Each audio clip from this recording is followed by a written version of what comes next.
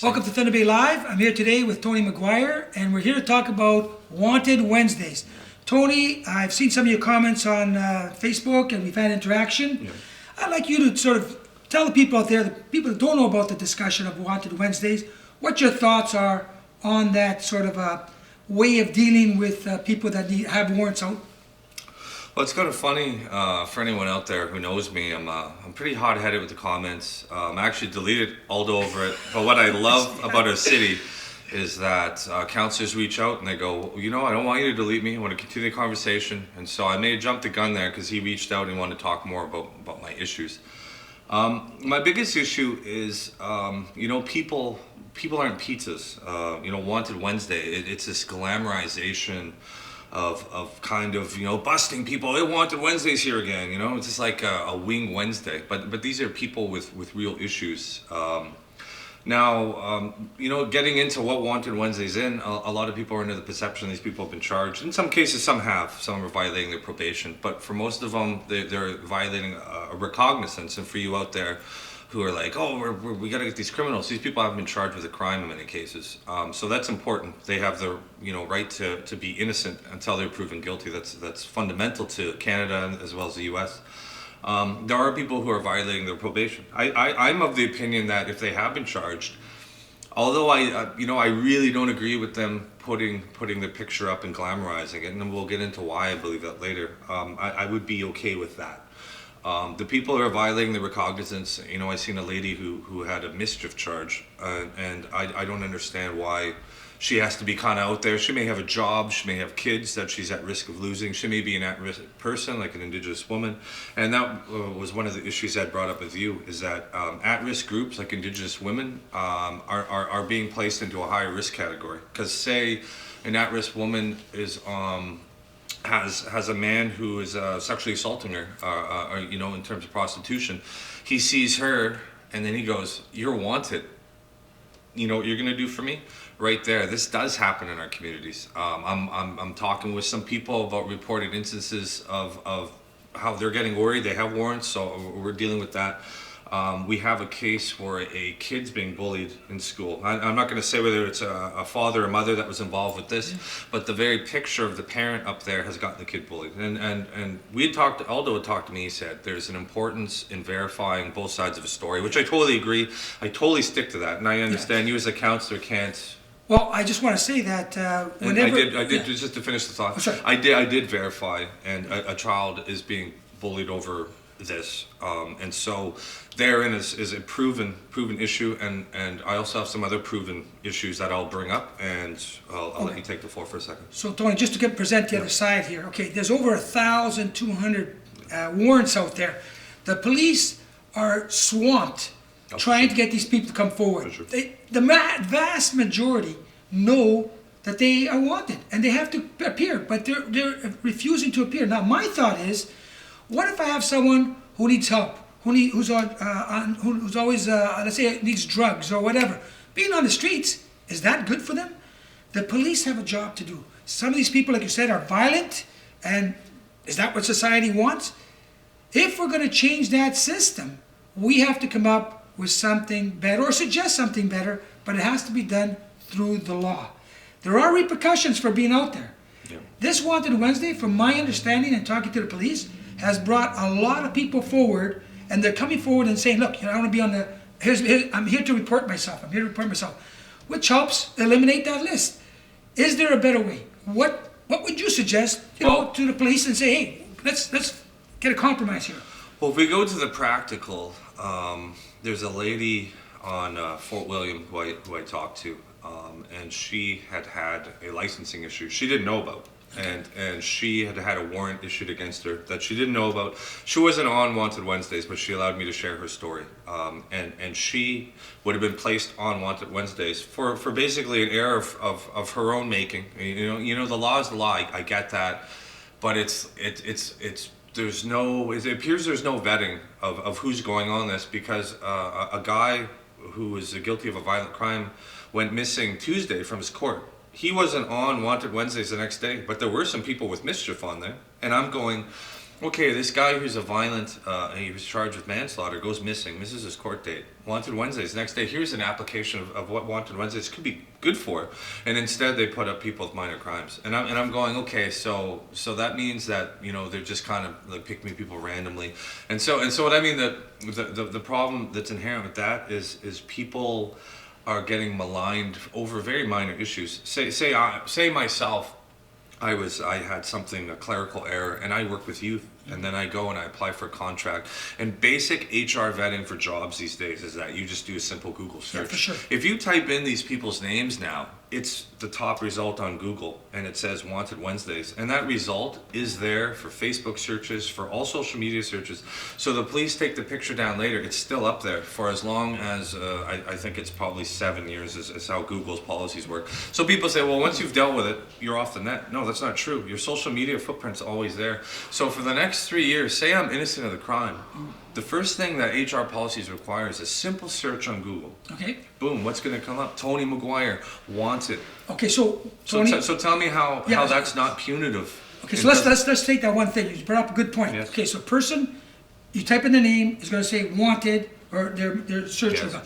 Would it also say not guilty, found innocent? Would not come up in the search? No, why would it? The court documents aren't listed publicly. They're not listed. Okay. The only thing that's going to show up is Wanted Wednesdays. So you brought up some If you were to type in Ontario Court of Justice and then go in there and do a search on the Gov engine, No one's gonna do that. you're going to find it, but no one's going to No one's post gonna up. do it, no. So you brought- that's the reality, is that innocent people are going to find it hard to not only secure employment in the future, especially innocent people, but also people who are guilty of crimes. And that is an issue that I'm saying, that this race to the bottom on criminals in our city, which is that, okay, you're guilty of doing something, you got to pay for it. Well, once you've paid for your crime, when the simple HR search on Google is going to reveal Wanted Wednesdays, are you going to hire the Tony Mcquire who's wanted? Or are you going to hire the less educated individual who has no criminal record or wasn't wanted, even though this person might be the better one? And so this speaks to an issue of people contributing and rejoining society, and so I realize, I'm sorry, I know you want to get in there. I want to get in there. But it's like, I recognize that we have a system based on laws, and that and I hate to use these terms like pay for it. I don't agree with that. I don't think we should have that kind of system where it's you got to pay for it. But people have to rejoin society. And one of the biggest issues we have in our city is people having trouble rejoining society. And if we make these problems worse with stuff like this, with this race to the bottom, let's get these criminals. How is this going to help our city? We're better than this, Thunder Bay. So Tony, you brought up some key points I think that are very important. And I sort of agree with you, because that's when we had the discussion on Facebook. Yeah. I said, okay, I understand what this guy's trying to say. Now, coming up with a better system to deal with the non-violent things, I agree with that. That's why I asked you to come in today. Yeah, thank you. But one of the things that I think that we have to talk about is a bigger, broader discussion. Is you're saying, well, we have to not be as hard on people. But what's happening in society today is a lot of people are saying the law is not tough enough. People are out there with 4 or 5 crimes who are doing it again and again, and people are getting victimized. What we have to understand here is some of the people are victims. Yeah. And these victims are saying, hey, that guy's on the street, or that person's on the street, and look, they hurt me, or they robbed me, or did something else. Look at him now. And some of these people care, some don't care. There's a big discussion here. I like the idea of saying the violent ones, immediately get them out there, let's get those guys off the street as soon as possible. But how do we deal? This is the question. Yeah. How do we deal with the ones that have minor infractions and they don't want to show up? Like they're just saying, some know, they know. The vast majority know. Some, as you indicated, fall through the cracks, have no inkling that they're wanted. And then the second thing you brought up was, how do we get them off this sort of list? So 2 good points. That's why we're having a discussion. Well, I think one of the things is for nonviolent crime, clerical issues, people who just didn't show up to court because they missed it and they just think that's the end of it. And a recognizance warrant could be for, I could have been asked to come as a witness to a court case and I could get a warrant issued. So this is for this type of stuff. I think our city should offer an amnesty. I think they should just say, okay, blanket, if it's nonviolent, just come in, we're going to deal with it, we're going to get your life back on track. So you won't have to have fear of loss of employment, fear of loss of your children. We'll do this because people want to re-enter society. We as Thunder Bay, as a culture, we want people to re-enter. We want them to be giving back to society as workers. Deal with the unemployment rate up here. For the criminals who are, they're violating their recognizance for violent crimes, and they haven't been charged yet. I think the onus is more on them for Wanted Wednesdays. I think we should place them up because I think if you're guilty of a violent crime, you should answer to it. And so a lot of people have mistaken what I'm saying. They go, "Oh, you're pro-criminal." No, I'm not actually pro-criminal. I'm pro-Thunder Bay, and recognizing that we have problems up here and that there are solutions. For the violent criminals, no amnesty. You have to deal with it. If you're going to remain wanted, well, we're going to find you and we're going to have to deal with you. And that includes sexual crimes as well. So I think that this multifaceted approach, my issue really isn't that we're going after criminals, is that everyone's being treated and painted with the same brush. And some of these people, and we're going to find, as we're finding with this kid who's being bullied, and we're going to find that it's going to be that one story that I don't want to see, which is a woman at risk who has a warrant out there, and she's scared for whatever reason of approaching the police, and then someone's going to assault her, whether that's mentally or sexually or in a relationship. And I just don't want to see that. And I'm saying with the at-risk community in Thunder Bay, where we have a very large at-risk, proven statistically, we have one of the largest at-risk communities in Canada.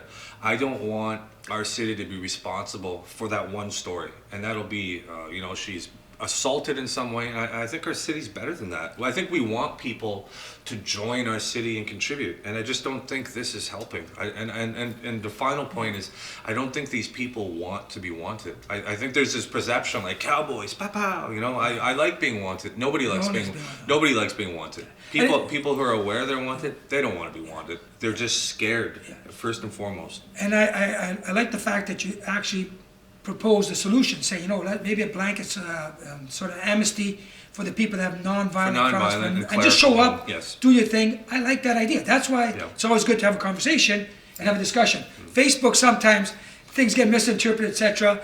I asked Tony to be here because of that Facebook interaction, and I thought to myself, you know what, this guy has some good points, and he has got some solutions, but there is another side, so we are going to get the police at some point to come in and give us their point of view. Oh, for sure. And again, it takes changing the law or changing the process to do that. We can't do it, but we can certainly talk about it and get that conversation started so that maybe something can be done. Perfect. Tony, I appreciate you being here today. Thank you for having me. Always a pleasure. We'll get you back because I know you're a very controversial fella in terms of having a really interesting perspective and a logical expression. I got to say, you think very clearly, and I'm happy to hear that. Perfect. We may disagree, and that's okay. Yeah. But at least respect each other, and I think that's important. Thunder Bay Live, Tony Mcguire, Facebook advocate, I would say, and very nice person. And so, Wanted Wednesdays, we're going to have that discussion continue, and we're going to see if maybe there is a resolution that works for everyone and provides a good ending to what we consider a bad start. Anyway, thank you very much for watching. Take care and watch us for other interviews in the future.